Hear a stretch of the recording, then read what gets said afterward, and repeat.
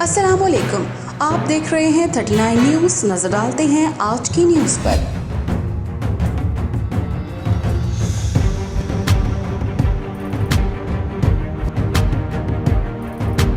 تفصیلات جانتے ہیں اپنے نمائندے سے۔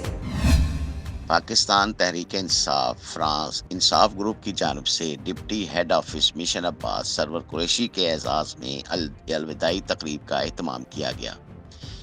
اس تقریب کا اہتمام پی ٹی آئی فرانس کے سینئر رہنماؤں چودھری گلزار لنگڑیال، چودھری افضال، اعجاز بٹ، یاسر قدیر کی جانب سے کیا گیا۔ اس تقریب میں کونسل سیکشن کے ہیڈ آفس احسان کریم کے علاوہ تحریک انصاف کے کارکنان سمیت پاکستانی کمیونٹی کے سرکردہ افراد نے بھی شرکت کی۔